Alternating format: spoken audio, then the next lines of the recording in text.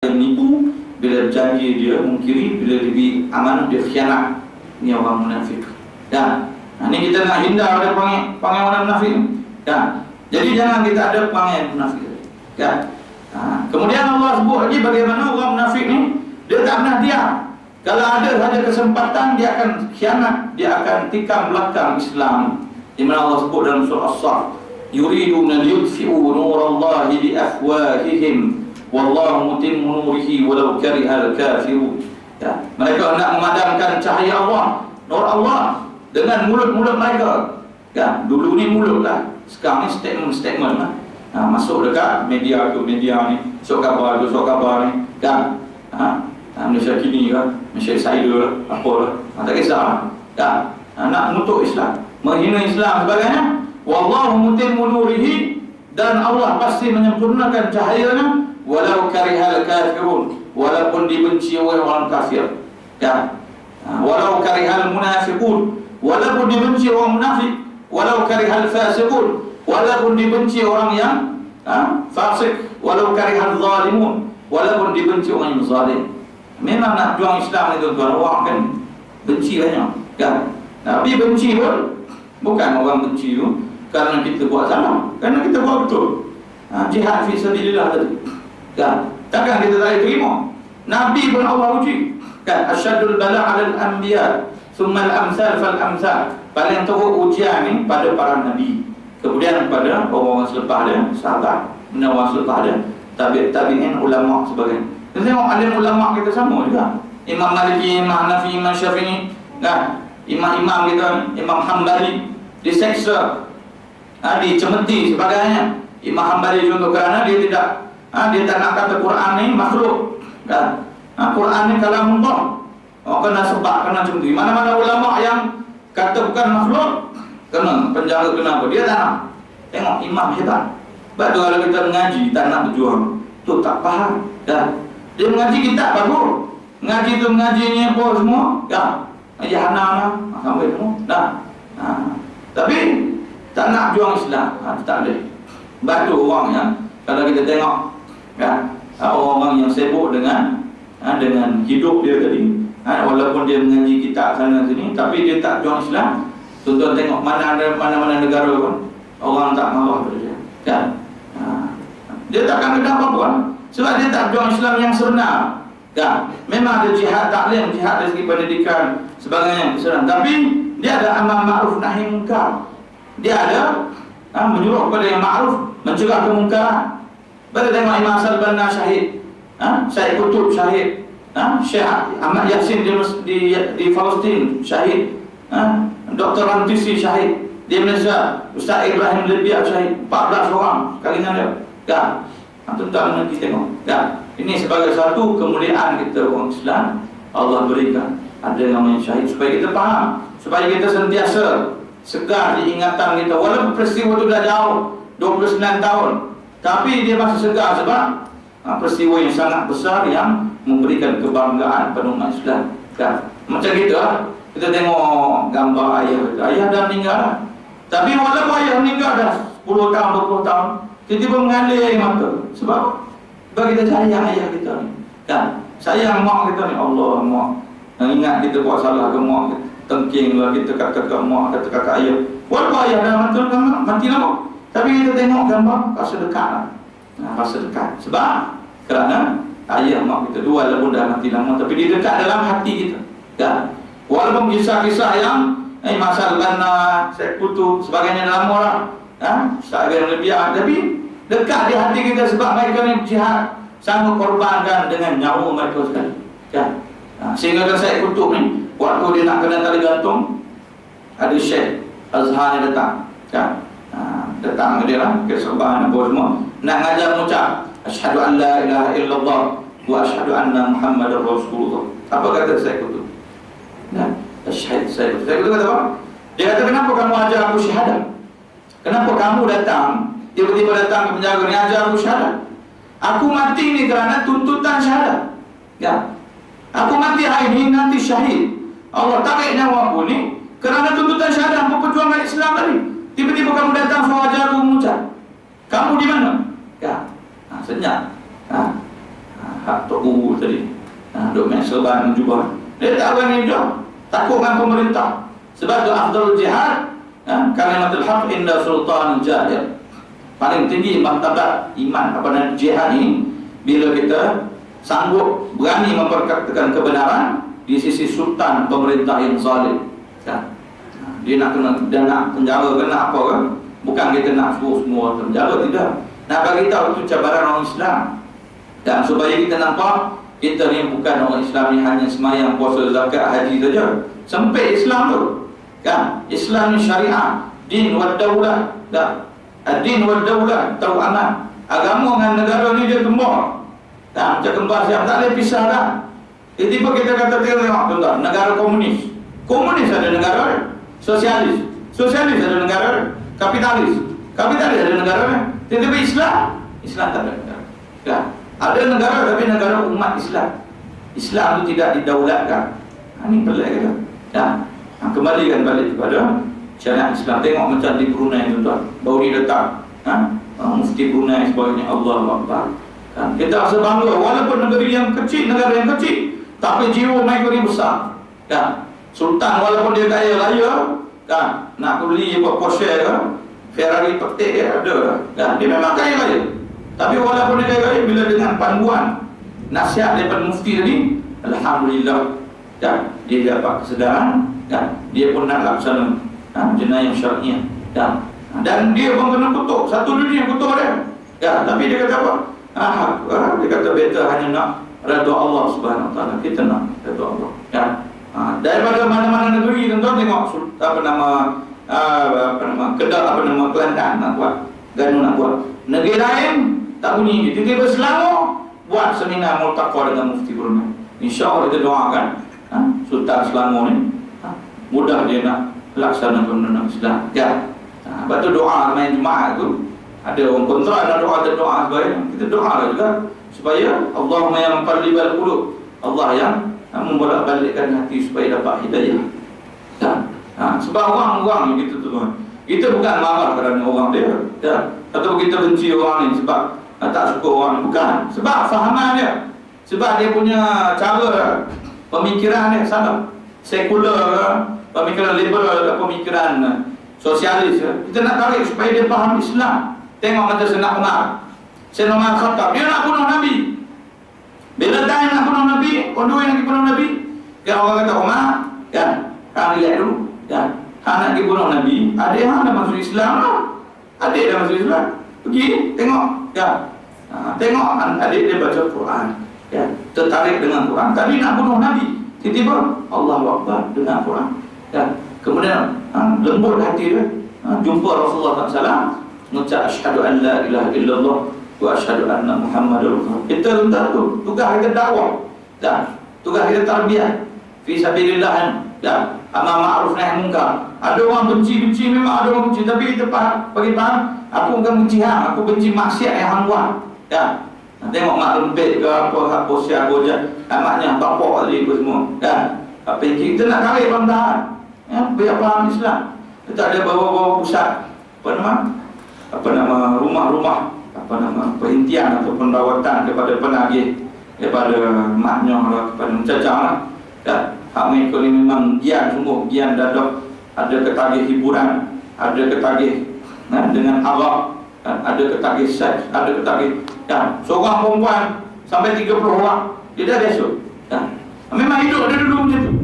Macam mana kita nak ubah dia? Kita bagi dia dengan ilmu, bagi dia iman ni.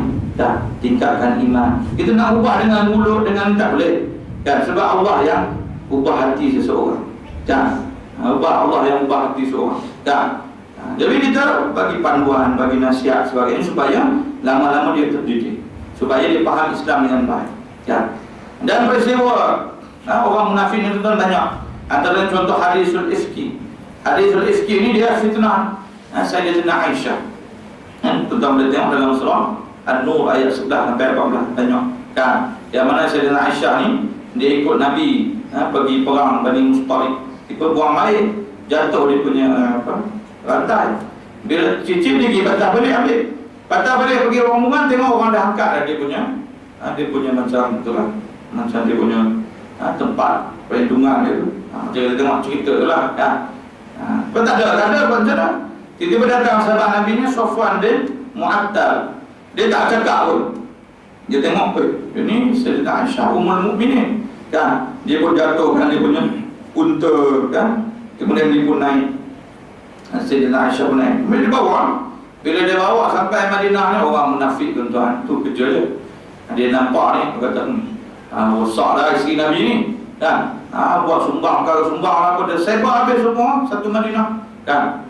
Sampai Nabi pun tak boleh nampak apa sebab tak turun wahyu. Kan? Sampai Sayyidah Aisyah pun dia tertekan dengan fitnah tu. Tengok tuan orang munafik. Ni orang munafik kalau perangai macam ni tuan, pancung siap kan. Tapi tak boleh nak pancung bunuh orang kan. Tak payah dekat orang macam ni kan? Dia bagi dia suka cari benda yang boleh merosakkan, mengaibkan Islam itu, memfitnah kan. Bagi dia seronok kan. Bila orang tu teraniaya, orang tu jadi macam merana, tertekan, dia seronok kan. Apalagi kalau Islam tu jatuh kan. Sekarang ni pula dia seronok hina ulama, dia seronok duk kata kan. Saya banyak dah jumpa orang tu, sampai dia kata apa ulama ni. Dia kata ustaz bukan bagus kan. Ulama ni Bani Israel ulama kan. Yahudi pun ada ulama. Fir'aun ada ulama. Oh pandai semua sebut kan. Memang macam orang tak beriman semua kan. Padahal nak kain Islam ke mana? Tanya. Ulama juga kan. Apa tu kata Arab? Laula ulama la sara an-nas kal bahaim. Kalau tak ada ulama, manusia ni macam binatang, tak tahu hukum hakam kan. Jadi bahaya orang nak kena ulama. Allah Akbar. Kita siapa kita? Kan? Kita kalau tak ada, kita nak faham Quran, tafsir, boleh? Tak boleh. Faham hadis, faham gitu saja baca, tak boleh. Ya, nak faham pula dari segi sistem pentadbiran Islam kalau tak ada ulama, Allah Akbar. Susah kita. Ya. Sebab tu perangai orang munafik ni Allah sebut banyak. Ni surah An-Nur tu boleh baca terjemah dia, kemudian kalau ada tafsir baca tengok dengan detail. Dan supaya kita ni rasa seronok. Kita ni kadang-kadang baca novel ke apa tuan, khatam tebal macam tu tak mau. Tapi kita nak baca terjemahan Quran, terjemah dulu kan. Tafsir yang Melayu boleh banyak kan. Terjemah saja tu pun tak habis. Ni kisah orang munafik, ni kisah Fir'aun, ni kisah Nabi Musa, ni kisah Nabi Syuaib, ni kisah Nabi Daud, ni kisah Zulkarnain, ni kisah banyak kisah dalam Quran kan. Sebab tu saya ingat ada seorang ustazah ni, dia rekod kan, suami dia buat rekod, dia rajin buat, dia baca, dia rekod terjemahan Al-Quran daripada Baqarah, Fatihah sampai An-Nas kan. Jadi dia dengar dekat dapur, dekat rumah ni, dia pasang yang terjemahan dia kan. Sebab kita dah kalau biasa pasang Quran kan bahasa Arab kan. Kita seronok hati tu tenang, tapi apa sebut kita tak faham. Tapi yang bagus ustazah ni dia buat dengan suami dia tu kan. Jadi setiap hari dia dengar ni surah Nisa, ni surah Al-Imran, ni surah, tu surah. Walaupun terjemahan saja, alhamdulillah banyak dah bertambah kan, keimanan itu. Sebab tu Allah sebut dalam Quran, innamal mu'minuna alladhina idza dzukirallah wajilat qulubuhum wa idza tuliyat 'alaihim ayatuhu zadatuhum imana wa 'ala rabbihim yatawakkalun. Orang mukmin ini bila disebut nama Allah gemetar hati dia. Wa idza tuliyat 'alaihim ayatuhu, bila dibaca ayat Quran kepadanya, zadatuhum imana, bertambah-tambah iman. Semua kan. Ni dengar lagu, tengok cerita, ada apa? Tak ada. Ya. Wa 'ala rabbihim yatawakkalun, dan kepada Allah dia bertawakal. Ya. Jadi kita kena berhati-hati dengan orang munafik tadi, kerana orang munafik ni banyak orang peristiwa-peristiwa lain sebagainya yang kalau kita tengok memang mereka ni rosak dan sanggup merosakkan Islam sebagainya. Dan saya sebut sikit kisah contoh beberapa orang munafik. Munafik ni banyak, namanya bukan Abdullah bin Ubay. Antara contoh lagi namanya Nabatal Ibnu Al-Harf. Rasulullah pernah keluar satu ayat, satu hadis. Rasulullah kata kalau nak tengok syaitan, kamu tengok Nabatal Ibnu Al-Harf. Ya. Kata teruk, pamangan munafik. Ya. Kemudian Rasulullah cakap-cakap Nabtal ni bila dia jumpa orang munafik, dia akan menghina Rasulullah SAW.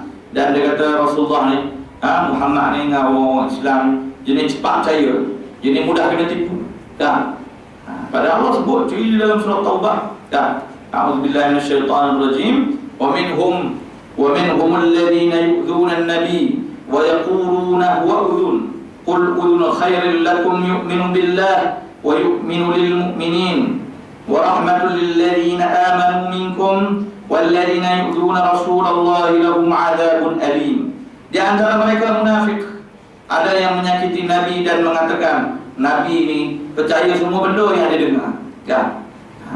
Katakanlah, ya Allah sebut, ia mempercayai semua yang baik bagimu. Ia beriman kepada Allah, mempercayai orang-orang mukmin dan menjadi rahmat bagi orang-orang beriman di antara kamu, dan orang-orang yang menyakiti Rasulullah itu bagi mereka azab yang pedih. Nampak tu? Memang orang munafik ni akan macam tu. Dia akan kata, oh dia ni ustaz ulama ni, jadi mudah kena tipu, tak pandai politik. Kena tipu. Dia sebut Islam, sebut hakam. Bukan orang tak tahu ayat Quran. Nampak? Orang macam ni ada ni. Saya dengar tu, astagfirullahaladzim, ada lagi orang macam ni. Dan sepak kan, sepai gigi. Contohlah. Tapi tak sampai hati, kita nak bagi. Sebab dia orang tua. Tapi dia sebut macam tu. Dia kata apa ni ustaz ni sebut ayat Quran. Bukan orang tak tahu ayat Quran. Nampak? Hamba ke semua ayat Quran. Bukan duk mengajar apa semua tu, dengar lah semua. Bila orang sebut pasal Syiah, oh Syiah pun betul juga. Tak payahlah kita nak salahkan orang. Orang sebut ada liberal, bukan semua orang liberal. Raihlah semua. Allah. Teruk orang macam ni kan. Ni orang macam ni contoh tu, dia jenis macam ni, jenis macam pokok. Dengar pokok. Pokok ni sesumpah kan. Kalau tempat warna merah, warna hijau, warna biru, warna ungu. Dia tak ada pendirian, bagi dia ikut kan. Biar langgar Islam tu, autoprofes agak aku tak apa, boleh agak ni kan. Ni gila lah orang Islam. Jadi jangan kita jadi macam tu kan. Semua benda macam tak ada apa kan. Satu kata liberal ni dia bebas semua benda, tak ada pendirian. Ya. Kalau dari segi pendekatan ni ada beberapa ketah kerja dia panggil golongan yang deconstructionism. Dia nak merombak hukum, hakam, Quran, hadis. Dia tak sedar. Dalam keadaan disebut tu dia tak sedar. Ya. Jadi ni sebagai iktibar muhasabah boleh kata. Dan contoh lagi dalam satu kisah, bagian munafik ni dia duduk dalam satu pertemuan kaum muslimin dan kemudian dia suka merendah-rendahkan orang Islam. Dan sebut mempermain-mainkan tentang agama. Kemudian cakap-cakap bisik-bisik dalam masjid. Rasulullah pun suruh dia keluar masjid, keluar dari masjid, tak nak keluar. Tapi ada bodyguard Rasulullah. Ni penting Islam ni. Kena ada orang yang backing, yang betul tegak Islam. Namanya Abu Ayyub Khalid ibn Zaid namanya. Dia ni pengawal kepada Rasulullah, pengawal Islam. Dia pun bangun diseret kaki Amir bin Ibn Qais. Ni orang munafik zaman tu. Waktu jahiliah dia penjaga berhala. Lepas tu dia masuk Islam, jadi orang munafik. Duk kutuk apa semua lah, duk kutuk Nabi. Dia heret kaki Amr bin Qais. Kemudian lepas tu dia heret sampai keluar masjid. Kemudian seorang lagi nama dia Rafi' ibn Wadi'ah. Jadi Abu Ayyub ni dia cekak baju Rafi' ni. Rafi' ni orang Islam juga, tapi perangai munafik. Tapi bila Rasulullah suruh hamba keluar, dia pun cekak baju, dia pun tampar muka Rafi' ni. Kemudian dia halau keluar, dia kata, "Nyam kau wahai munafik bangsa," dia kata. "Jauhilah wahai munafik dari masjid Rasulullah ni." Sampai tahap tu sekali. Lepas tu kita ni zaman Rasulullah pun ada munafik. Takkan zaman kita tak ada? Ada tak? Zaman kita pada setiap zaman tu dia ada. Dan tanda-tanda tu Nabi dah sebut dah. Antaranya orang munafik ni dia suka bocor rahsia. Dia suka memperlekehkan Islam. Dan antara alamat-alamat yang yu'rafuna biha, yang boleh dikenali antara orang munafik ni, dia suka, dia kalau wala ya'tuna al-masajid illa hajra, dia tak suka datang masjid. Jenis orang munafik tak suka masjid, main Jumaat lah apa ceramah ni buat apa, sama tarbiyah lah apa lah, ilmu sama. Aku dulu ngaji Fardu Ain pun tahu dah semua tu. Nampak ni orang yang munafik ni. Dia bukan suka datang masjid. Kemudian Nabi sebut apa, wala ya'tuna as-salata illa dabra. Dan dia tak solat melainkan nak habis waktu. Ini perangai munafik. Kalau kita ada macam tu, kita muhasabah lah. Zuhur nak masuk asar, baru nak solat. Asar nak ke maghrib, baru nak solat. Maghrib nak ke isyak, baru nak solat. Apa tu? Puasa. Jadi orang munafik ni panggil tu. Jadi kita ni tuan-tuan, Nabi sebut dalam hadis bagaimana al-mu'min ala khamsa syada'id. Mukmin ni dia ada 5 jenis musuh. Walaupun dia baik macam mana pun, dia baru tak pernah kata orang dia ada 5 musuh. Yang pertama, mukmin yuhsiruhu, mukmin yang dengki. Dia ada mukmin yang dengki. Dia pakai kopiah datang haji bagus, tapi dia yang dengki. Tak tahu sebab apa. Tu dia ada santau lah apa lagi ni, duk mumpak orang, duk maki hamun. Dia dengki. Yang kedua, Nabi kata, wa munafiq yubghiduhu. Dan orang munafik yang benci pada dia. Ini orang munafik. Munafik ni Islam ni bukan tak Islam. Tapi perangai-perangai itu kita boleh kenal. Kemudian wal kafir yuqatiluhu. Dan orang kafir yang memeranginya. Orang kafir ni tuan-tuan, kita kena tahu dia ni tetap perangai dia kafir. Dia bukan sayang Islam. Tadi ada setengah orang yang kafir zimmi, dia mesra dengan Islam, dia bagus. Ini kita nak tarik pelan-pelan.